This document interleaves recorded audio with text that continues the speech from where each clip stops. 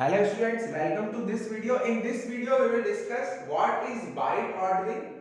Then we will discuss the very important concept of little endian, big endian and bi-endian. So this concept is very important for students of computer architecture as well as for GATE exam as well as for the recent Rajasthan computer instructor exam for both basic and advanced level.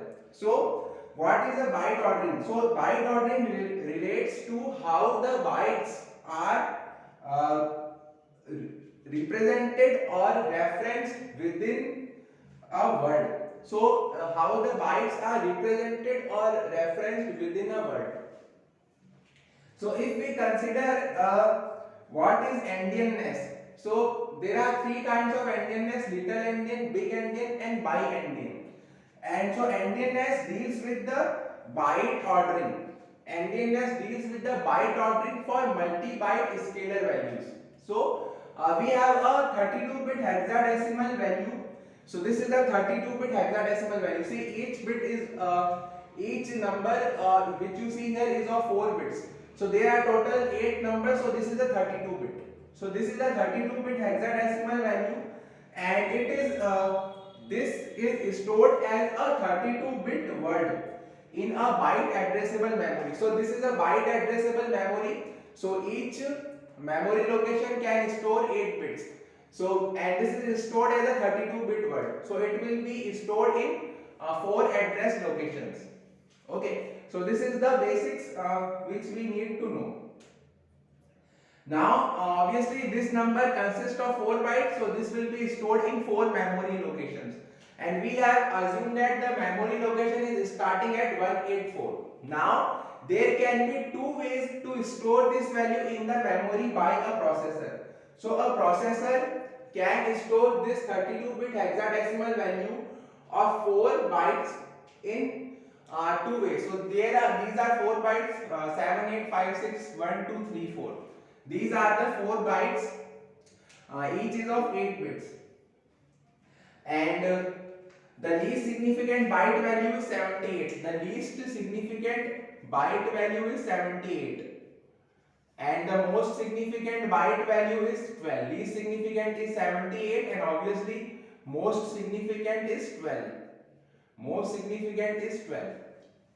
So there are two ways to store this value by the computer. So at 184 we store 78, then at 185 we store 56, then at 186 we store 34, then at 187 we store 12. Then the second way, at 184 we store the 12. 12 is the most significant value at 184, and here 78 was the least significant value at 184. So there are two ways to store this 32-bit hexadecimal value. Now the mapping on the right or the big endian. In the big endian we store the most significant byte. We store the most significant byte, that is 12, in the lowest numerical byte address. So the most significant byte 12 is stored in the lowest numerical address, that is 184. So this is called as the big endian, and big endian is equivalent to the left to right ordering. Left to right ordering. Left to right ordering. So in English language we write from left to right. So whenever if we have to write a new sentence, then we go from left to right. So this big endian is equivalent to writing in a English language or any Western language. Whereas in the mapping on the left, see, in this mapping on the left, the least significant byte is stored in the least numerical address or the lowest numerical address. So 184 is the lowest numerical address and 78 is the least significant byte. So the least significant byte is stored in the lowest numerical address, or 184. So this is equivalent to right to left mapping. Right to left mapping. Right to left ordering. Right to left order. So we start from right, 78, 56, 34, 1, 2. So 78, 56, 34, 1, 2. And here left to right. So 1, 2, 3, 4, 5, 6, 7, 8. So 1, 2, 3, 4, 5, 6, 7, 8. So big endian is from left to right and little endian is from right to left. So the little endian is equivalent to arithmetic operation. See, if we have to perform any arithmetic operation, say add 56 with 34, then we will go from right to left. So this is equivalent to the arithmetic operations. So this is equivalent to arithmetic operations, like how we perform arithmetic operations, and this is equivalent to how we write sentences in any Western language or say English language. So these are the two kinds of mapping. This is known as little endian, which is right to left order, and this is big endian, which is left to right order. And so these are nothing but the reverse of each other. The little endian and big endian are just byte reversed mappings of each other. These are the byte reversed mappings of each other.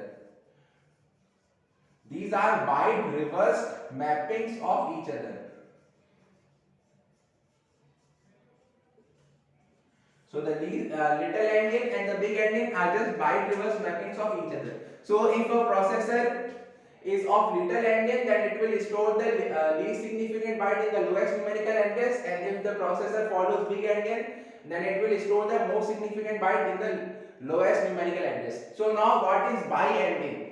A bi-endian processor will support both the big endian and the little endian. So bi-endian is nothing but a processor which supports both the big endian format as well as the little endian format, and the programmer has the choice to select any one of the format. So the programmer can select either little endian or big endian, but the processor will support both the formats. So this was the very important concept of little endian and big endian. So a question can be asked on this in GATE exam or any university exam or as well as any competitive exam. So thank you, and if you have any doubts or comments or if you want to share any feedback, you can share in the comment box, and like and share the video and subscribe the channel. Thank you and best of luck.